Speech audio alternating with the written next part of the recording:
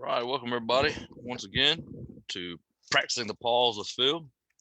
I am Philip Boyce. I'm a peer support specialist at the Wilkes Recovery Revolution R3 Recovery Center here in Wilkesboro, North Carolina. And glad that you can tune in and practice the pause.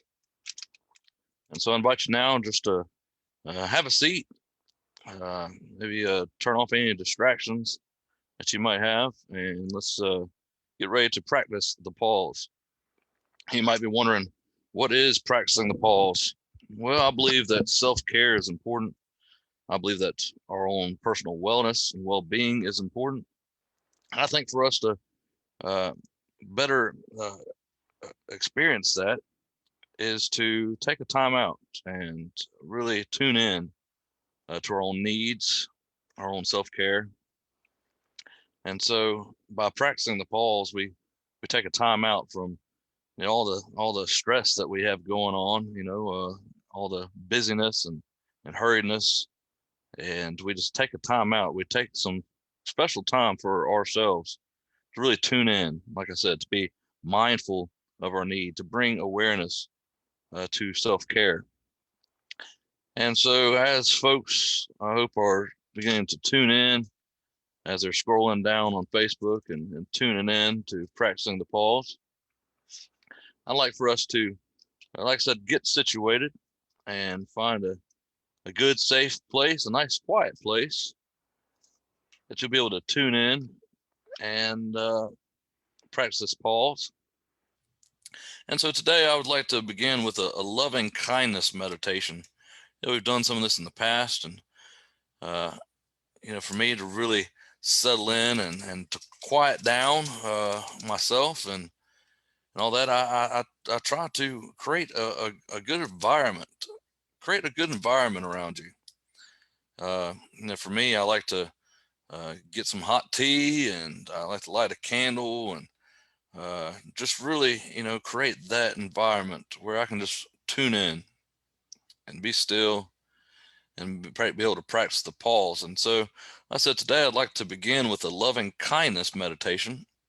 And so I invite you to get into a quiet place, to turn off any distractions that you might have, to sit relaxed, straight posture, but nothing too tense, nothing too tight. Just feel nice and relaxed. Feel the chair that you're sitting in.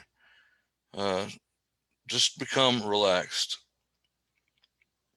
Allow your hands to rest comfortably in your lap, and gently close your eyes. Right now we're going to be practicing the pause, so I invite you to do that. Gently close your eyes. Settle into the awareness of your body and the breath. We want to feel into our body right now, noticing what's there. Just notice where you're at. Maybe it's feeling the cushion. Maybe it's feeling, your back propped up against the back of the chair. Just really tune in to your body. How are you feeling there? Are you feeling any anxiety? Are you feeling any stress, any nervousness? Just right now, just tune into your body here and now. Just be aware of it. Open to whatever is to be experienced in the body in this moment. I want us to connect with the breath. Let's go ahead and take some breaths together. Let's start with the inhale through the nose, through the in breath, and then slowly release that with the out breath. You might be sensing some of that stress and that you've been holding on to. Just again, breathe in through the nose, through the in breath.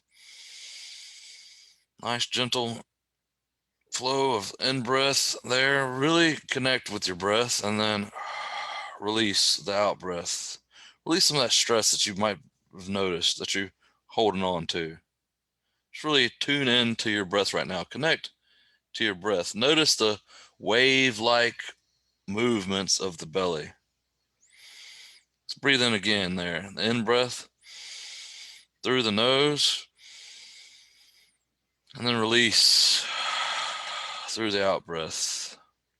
Continue to be mindful of your breath, listening, tuning in to my voice as I guide us through this loving kindness meditation. In this practice, we'll be cultivating loving kindness. We all have within us this natural capacity for loving kindness or friendship that is unconditional and open, gentle and supportive. So continue to breathe there. Breathe in the in breath. Connect to your breath. Nice, slow, steady in breath. And then release through the out breath. Tuning into the words as I guide us in this loving kindness meditation. The loving kindness is a natural opening of a compassionate heart to ourselves and to others. It's a wish that everyone be happy. We begin with developing loving kindness toward ourselves, allowing our hearts to open with tenderness. Now allow yourself to remember and open up to your basic goodness. You might remember times you have been kind or generous. You might recall your natural desire to be happy and not to suffer. And if acknowledging your own goodness is difficult, look at yourself through the eyes of someone who loves you. What does that person love about you? Or you may recall the unconditional love you felt from a beloved pet. It may help to use the imagination and to picture yourself as a young child standing before you, perhaps 4 or 5 years of age. If that allows the tender feelings of kindness to flow more easily. And as you experience this love, notice how you feel in your body. Maybe you feel some warmth or heat in the face. Maybe a smile and a sense of expansiveness. This is loving kindness, a natural feeling that is accessible to all of us, always. Resting with this feeling of open, unconditional love, let's just pause for a few minutes. Let's continue to breathe, being mindful of the breath. In breath, in through the nose, and then out breath. It might help for you to count your breath. Maybe a 5-second count for the in breath, and then maybe a 7-second count with the out breath. Just be mindful of your breath. And with meditation, our minds can begin to wander, begin to chase our thoughts and to build a narrative or a story. That's okay. That's what the mind does. Just when you feel yourself drifting off, just bring your attention back to your breath. Back to your breath. Right now, we're practicing mindfulness and awareness of the moment. And we do that with the practice of the breath. And so just pause here right now, knowing that you're doing the best thing that you can, and that is practicing this loving kindness toward yourself by taking this time to practice the pause.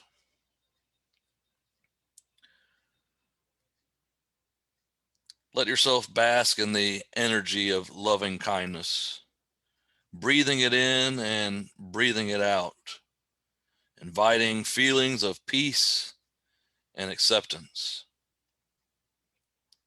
So beginning now to wish yourself well by extending words of loving kindness to yourself. I'll be offering as guidance the phrases that I've chosen to use in my own practice.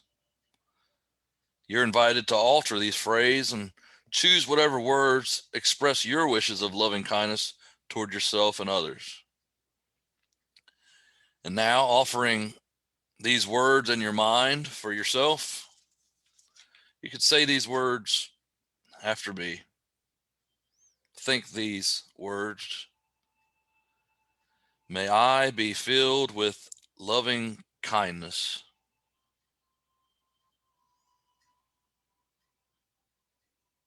May I be held in loving kindness.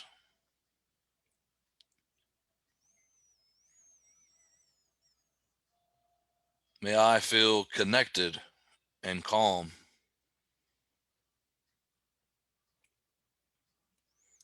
May I accept myself just as I am. May I be happy.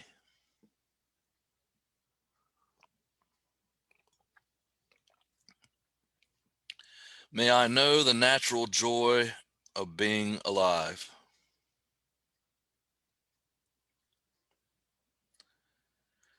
And now, repeating in the mind these words of friendship and kindness to yourself once again, think and meditate on these words. Accept them. May I be filled with loving kindness. May I be held in loving kindness. May I feel connected and calm. May I accept myself just as I am.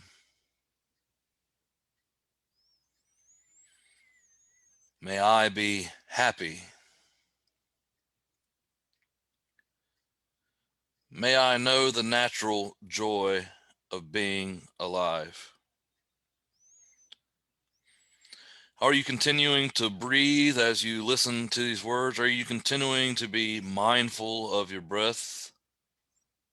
If not, just circle back to your breath. And now we continue on with this loving kindness meditation. And now you can open the circle of loving kindness by bringing to mind someone who is dear to you, someone whom you care about and who has always been supportive. Reflect on this person's basic goodness, sensing what it is in particular that you love about him or her. In your heart, feel your appreciation for this dear one and begin your simple offering. Offering this loving kindness to them through your time of this meditation.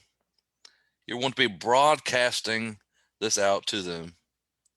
And so reflect on these words and offer these words to them.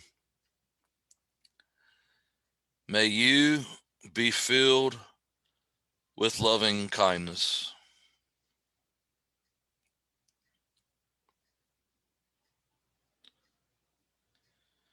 May you be held in loving kindness.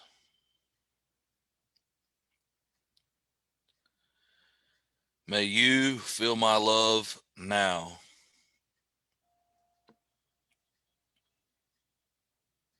May you accept yourself just as you are.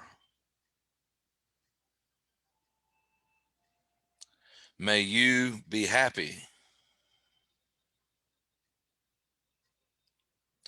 May you know the natural joy of being alive.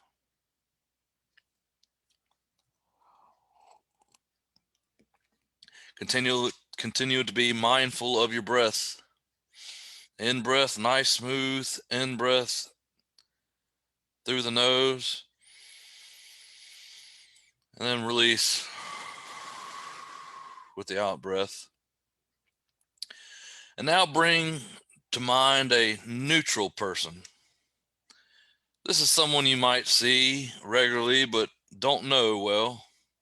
It might be a neighbor or a grocery store clerk. Bring this person to mind now and repeat the words of loving kindness, broadcasting this loving kindness to them. Continuing to breathe. May you be filled with loving kindness. May you be held in loving kindness. May you feel my love now. May you accept yourself just as you are. May you be happy. May you know the natural joy of being alive. Continuing to breathe in. The in breath, nice smooth breath in through the nose. And then release with the out breath. Continue to be mindful of your breath. And now, if it's possible for you, bring to mind someone with whom you've had a difficult relationship. Perhaps it's someone you don't like to feel sympathy or compassion for.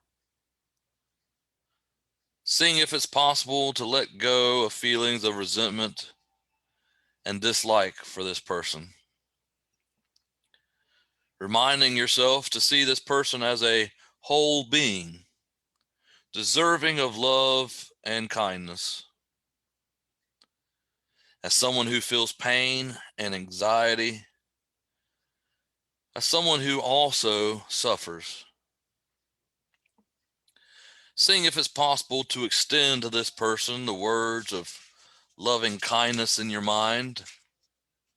Say these words and broadcast it to this person. May you be filled with loving kindness. May you be held in loving kindness. May you feel my love now. May you accept yourself just as you are. May you be happy. May you know the natural joy of being alive.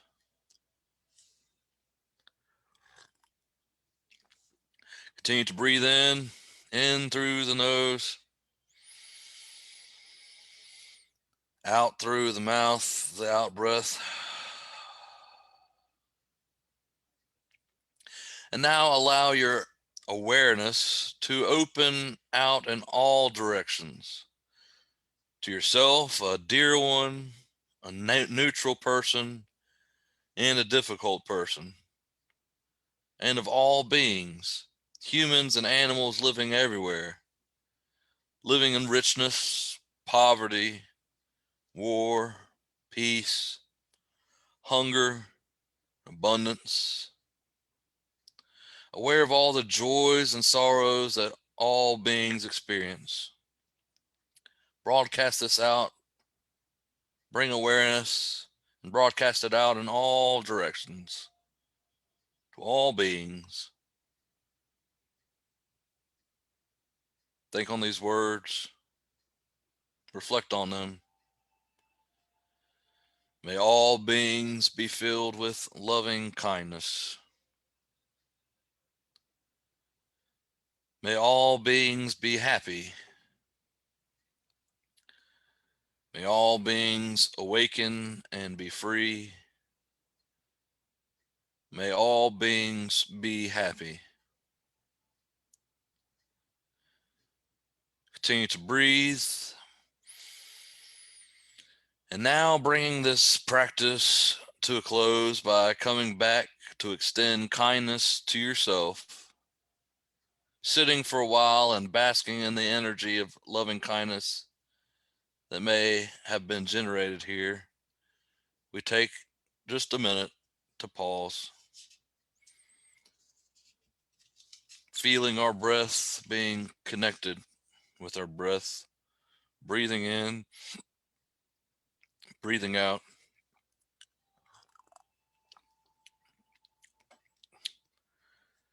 Now we'll come back to our awareness, bringing more awareness to the here and now by opening our eyes. If your eyes were closed, bring our awareness back.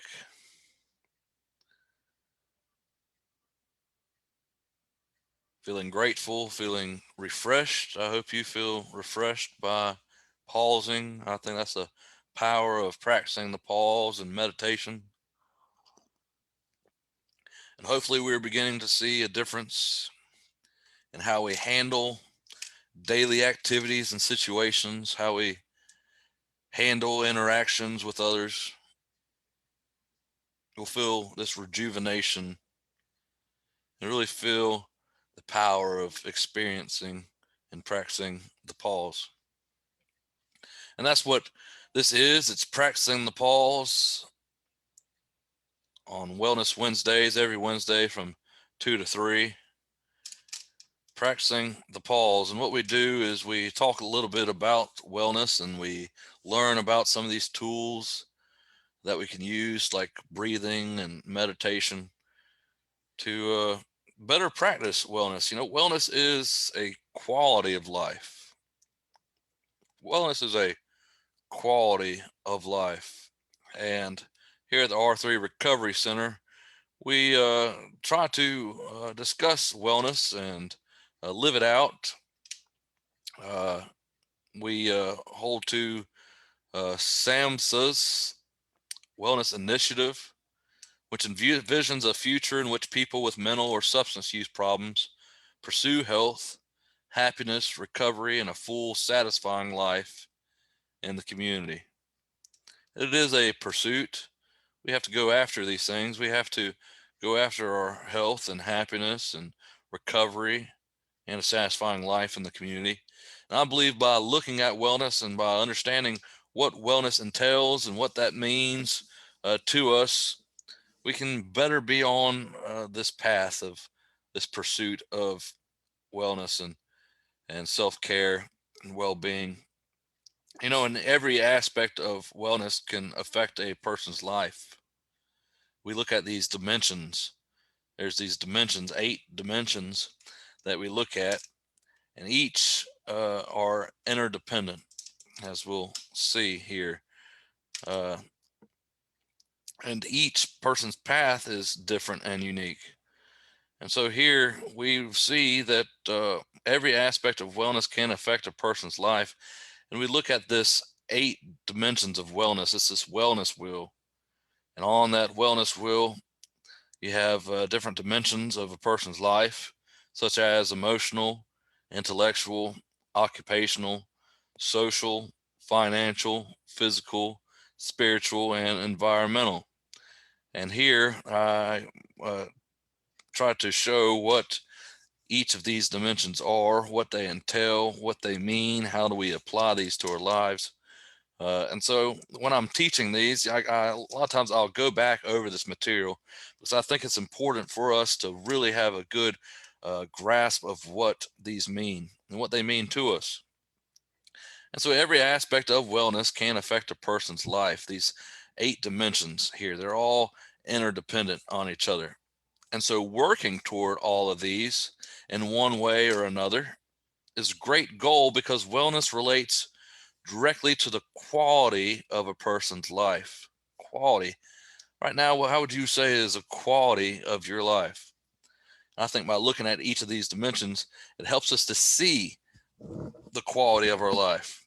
It gives us the truth about our life. Maybe there's something that in there that needs to change, that we can improve upon. And so this is a guide here. This is a guide that offers a broad approach for things that we can do at our own pace and in our own time and within our own abilities that can help us feel better and live longer. So it's not just information just to have, but it's information to be applied, to be put into action. that can improve the quality of our life. We set the pace, and it's on our own time, and it's within our own ability. So this is tailor-made for you. Wellness, really one of the laws of wellness is about self-responsibility. That it's on my behalf. It's what I do that makes the change in my life for this quality of life. I have to pursue it. And so what is wellness? You probably heard the term, but broadly defined, it's being healthy in many dimensions of our lives. Those are those 8 dimensions that we look at.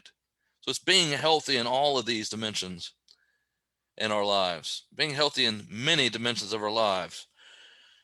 It's about how we live our lives and the joy and fulfillment and health we experience. Here we look at these 8 dimensions. We can define those dimensions. There's a assessment tool that we do at the end that I've been using that asks us questions about each of these dimensions. And so if we were to look at the emotional dimension, that means how we cope effectively with life and creating satisfying relationships. How are you coping with life effectively? What's your coping mechanisms? Let's say when you get stressed or you get irritated, how do you handle life on life's terms? How do you cope with life effectively?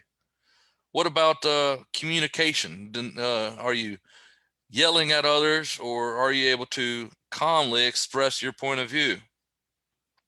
That's the emotional dimension, coping effectively with life and creating satisfying relationships.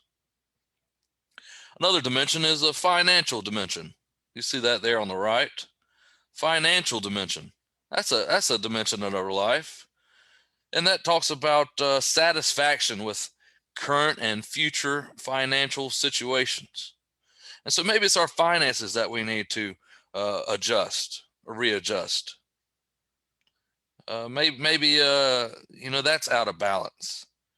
Maybe we go into these binges where we just begin to spend money left and right, and so we have an issue with creating a budget. Maybe that's something to do. How to balance a checkbook, or how to put some savings to the side.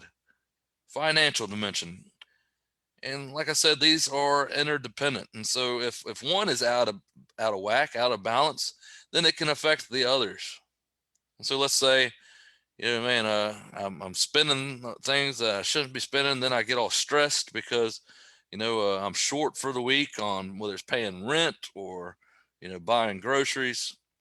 And that can affect, my emotions. It can affect all these other ones, it can affect social, which is the next one. Social, which is developing a sense of connection, belonging, and a well-developed support system. And so if my money's all out of whack, well, then I might not have money to go and go to the movies or do some type of social interaction. And so that one is affected because of the finances. You can kind of see how these are interdependent, how they can affect the others. And so social, now I really want to have this good support system. You want to have a strong support system. That's so important there in recovery. That's something that I was told time and time again, is that it's good to have interactions with other folks who are in recovery. It's good to go and do things, go and do activities with other people that's in recovery. That's going to strengthen your recovery.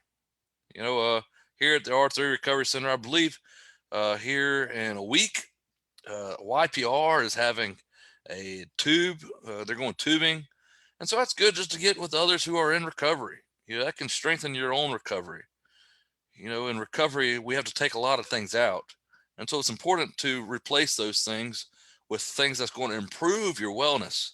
And so if I was always hanging around, which I was, before I chose recovery, I was with others who didn't have my best interest in mind.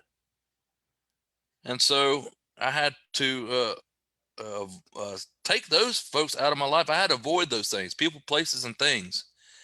And in their place, I needed to replace them with like I said, things that was going to strengthen my recovery, things that was going to improve my wellness and well-being.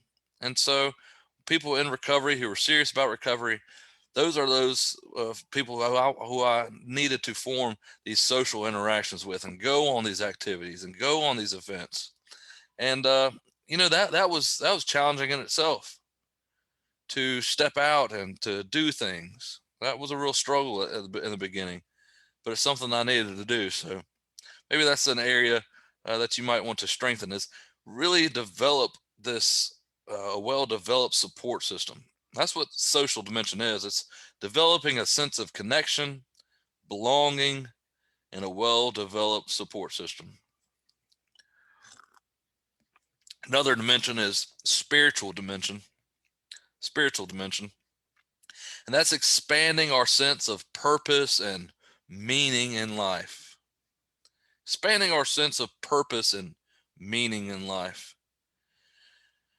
And I think with that loving kindness meditation that we did to begin with, that can kind of help us to expand our sense of purpose and meaning in life. When I was using, I didn't think too much of those things. I found out that, that the disease of substance abuse, substance use that I encountered, my personal belief is that it was full of selfishness and self-centeredness. So I really didn't think too much of others. I thought about when I could use again and how I was going to use, and it seemed like I was always putting me first. And that's kind of how my disease, worked. It was always about what I could get and what I could do and kind of get out of life. And so with recovery, I began to uh, open be open to more spiritual things. I expanded my sense of purpose and meaning in life, and I began to explore that. I began to explore this spiritual dimension, and so maybe that's kind of where you're at. And it's good to talk with others about those things. It's good to talk with others about those things, and there at the recovery center, we try to um, help others to discover those things by talking with others, or by some things that might have helped us in our own recovery journey and path. So maybe that's an area that you want to strengthen. That's the spiritual dimension. It's expanding our sense of purpose and meaning in life. Service to others can be good too. Speaking of which, there's going to be a cleanup day that's happening. Um, I believe that's next week as well, where we're going to be kind of cleaning up this space at Optimist Park, getting it ready for a garden. And so you see how social and spiritual those can be interdependent as well. Maybe just getting out with others, and then you're doing it for you're discovering this purpose and meaning that you're giving back to others, the service that you can be involved with. Like I said, that's coming up here too, this cleanup day. So make sure that you're tuning in to the Facebook page so you can be up to date with all these things that are taking place, that you really can get in the middle of these things and improve your wellness. That's what this is all about. It's improving our wellness and self-care, and really practicing wellness. Next one is occupational. Occupational. And that's defined as personal satisfaction and enrichment derived from one's work. Occupational dimension deals with that. This personal satisfaction and enrichment derived from one's work. There at the R3 Recovery Center, we are offering classes. We have some certifications there. That's through Wilkes Community College, where you can be certified. You can work on this occupational wellness. You can work on this occupational dimension of wellness. You can go back to school to find out maybe there's something that you really have a passion about, but you just haven't had the time or been able to take the steps to do it. R3 Recovery Center is providing for those needs So you can go back to school and you can get some certification there, and you can improve this occupational dimension. So if you're watching this right now and you're looking at this and saying, wow, I would really love to get involved with that, contact us. Contact us. We have somebody that would love to sit down with you and be able to help you with that to improve your occupational wellness. Like I said, these are all interdependent. So, maybe you're going to a job that you're just not really crazy about. You're going to you're working these hours and you're just not getting much out of it. You're not getting the personal satisfaction and enrichment from your work. Well, like I said, we can help there at the Arthur Recovery Center to put you on that path. Maybe it's taking those steps towards that to improve your occupational wellness. And I believe, I believe in this wellness that, once you work on one thing, it's gonna carry on to these other dimensions. Like I said, if you with occupational, if you work on that, that might improve your financial, right? Which is going to make you feel better with emotional. It might open up more time for you to spend with developing a support system, which is social, and that's going to give you a more sense of purpose and meaning in life, spiritual. You see how these can all be connected there. Next one is physical. It's a physical dimension. There, wellness, and that's recognizing the need for physical activity, diet, sleep, and nutrition. Do you recognize your need to maybe change something there in your physical dimension? Maybe it's getting more sleep. Maybe it's changing your diet. That's something also that I'm bragging on our center. That our 3 recovery centers going to be involved with. The Wilkes Recovery Revolution is going to be helping out with and providing for healthy foods, giving healthy foods. They're growing their own foods. That's what this garden is for. It's going to be growing foods and taking it out to the community. And so maybe that's something that maybe you've been looking at is your own diet. That, man, I'm eating some junk and I'd really like to begin eating healthy. Well, like I said, R3 Recovery Center is going to be helping out the community with that by providing some of those foods. What Wilkes Fresh is doing now, and that's something I did. A couple weeks ago, I went where the Wilkes Fresh was there in the West Park Center, and I bought some fresh foods and like carrots, and I bought some I think tomatoes and other things, and I began cooking with those, and so I began implementing that into my diet. And I always feel good, after I eat healthy. You feel like you get more energy. Some of the stuff that I think we should be eating. Uh, and like I said, I think it helps us to feel better. We don't feel as tired and lethargic. We've got more energy because we're eating right. We're getting the energies from these plants, from these good food groups, from the things that are grown, and like I said, I believe it really would give us that energy and help us to feel better, which goes into this wellness. It's all interdependent here. The next one is intellectual, an intellectual dimension. It's defined as recognizing creative abilities and finding ways to expand knowledge and skills. You challenge yourself, whether it's reading a book, and sometimes that's what we need to do is just unplug, right? Just turn off the TV and then picking up a book and challenge ourselves, right? Just begin with all these dimensions. It's just a beginning.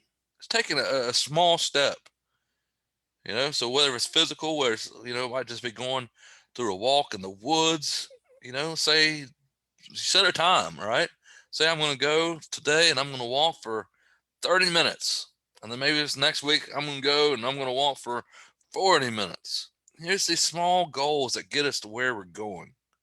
And so with intellectual, maybe it's just starting with an easy book. Who knows? Maybe it's something that you're passionate about. Maybe it's just some interest that you have, or whatever it might be. Just challenge yourself to pursue those things. Like I said, these are all pursuits to become our best self. That's what wellness really is. It's by becoming who we want to be, and that's one of the greatest compliments I think that we can get. I heard from my sister that I've shared in the past. When I talked to her not too long ago, she said, "I really like the person that you are becoming." That's what wellness is. It's this quality of life. It's about who we are becoming, and all these dimensions we take a look at and we pursue these things. And so with intellectual, like I said, it might just be turning off the TV and picking up a book. It might be going and taking a class at a college. It might be going to the library and listening to a talk or some teaching that they have there that's being offered. It might be going in, here we go again. I'm going to brag on our R3 Recovery Center. We're doing so much good things there. We got a yoga class that's on Saturdays now. And so that's a creative ability. And maybe it's something that you just want to try, right? It's kind of breaking out of that bubble. It's taking that leap, and just trying something new. See if it's the right fit for you. That's really the only way that we can find out things that we can enjoy and like, is just to try it, just to try it. And so intellectual is recognizing creative abilities and finding ways to expand knowledge and skills. You see how all these can be interdependent, learning new things, that can even help with our physical, and all these are interdependent when you take a close look at them. That's intellectual. Environmental dimension is defined as good health by occupying pleasant, stimulating environments that support well-being. What's some of your favorite places to go? Do you have a favorite place to go? We've got so much beautiful uh, scenery around us here in Wilkes. It's not too far. We don't have to drive too far. We've got a lake here. We've got, walking trails. We've got bike trails. We've got all sorts of different things around us that uh, we can explore. We can explore this dimension of environmental wellness. It's by exploring some of these places, by creating some of these places. And that's what I talk about too. I've talked about several times in the past, is when we begin this practicing the pause, try creating this environment for yourself, right? So I get my tea. I've talked about my tea in the past. It helps with stress, and I've got that. So I drink it as I'm teaching this class. I've got the candle there, so it's got some aroma. That, look at that. See, probably time for a new candle, but I do these things even there in my office there at the R3 Recovery Center.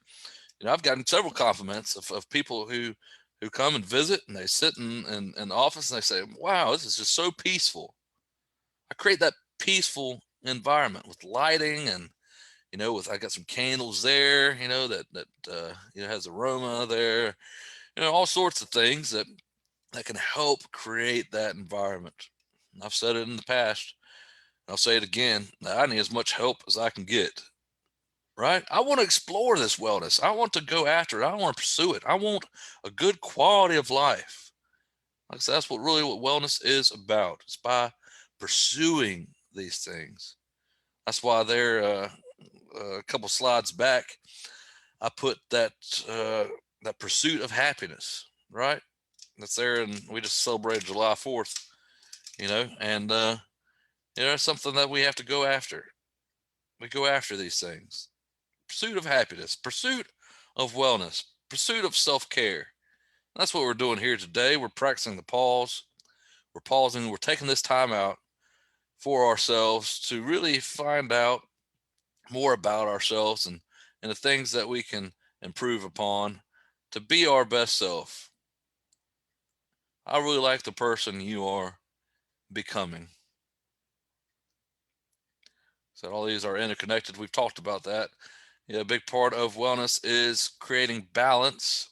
And I like this definition of balance here. It's making sure we have time to do the things that make us feel happy and fulfilled. Are you making sure that you have the time to do those things?